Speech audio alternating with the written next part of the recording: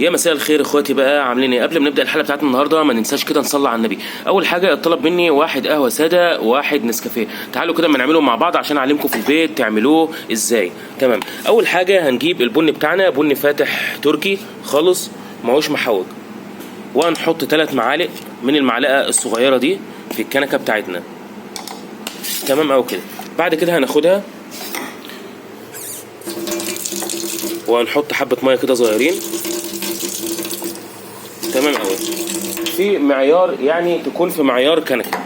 انا هعمل قهوه على البخار، مش هعملها على الرماله النهارده. تمام. وبعد كده هنجيب الكراف بتاعنا التاني وهنحط في معيار كوبايه من اللبن. تمام قوي كده. بس خلاص. بعد كده اول حاجه هناخد النسكافيه وهنسخنه على البخار، وهعمل لكم بقى النهارده احلى وش نسكافيه جامد قوي، حاجه كده عظمه.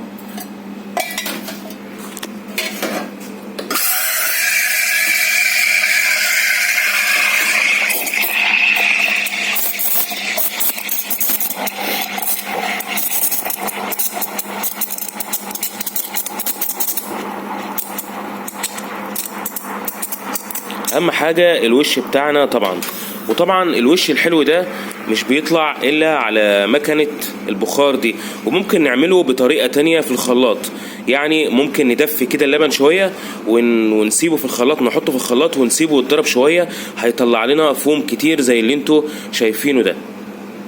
تمام او كده. طبعا زي ما انتوا شايفين اهو عامل فوم كتير قوي علشان نعرف نعمل الوش بتاعنا. بعد كده هناخد الكنكه بتاعه القهوه الساده وهنضربها على البخار.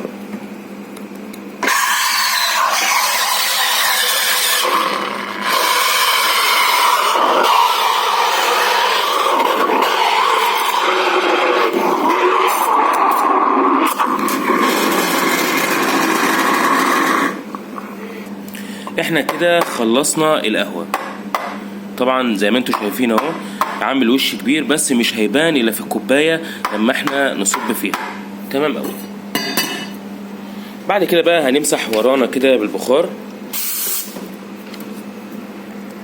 بعد كده هنجيب الكوبايه بتاعتنا اللي هنعمل فيها النسكافيه وهنحط في معيار معلقه نسكافيه، يعني معلقه كده تكون صغيره بس تكون مليانه شويه، وهناخدها ناحيه الميه السخنه وهنفتح عليها الميه السخنه حبه صغيرين خالص بس كده، ونقلبها كده وهي في الكوبايه. نكون جبنا القهوه بتاعتنا وننزل بقى كده في كوبايه. طبعا زي ما انتوا شايفين عامل وش اهو حاجه كده عظمه قوي.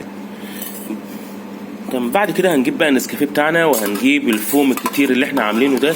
زي ما انتوا شايفين عامل فوم كتير قوي. الفوم ده احنا ممكن نعمله في الخلاط، يعني مش لازم مكنه البخار خالص، ممكن نعمله في الخلاط، بس اهم حاجه يكون اللبن دافي ونسيبه يتضرب في الخلاط شويه، هيعمل لنا فوم كتير كده ونقدر نستغله في كذا كوبايه يعني. وننزل كده بقى في الكوبايه. تمام او كده. بعد كده هنقوم نازلين بقى باللبن فوق الوش العظمه اللي احنا عاملينه ده.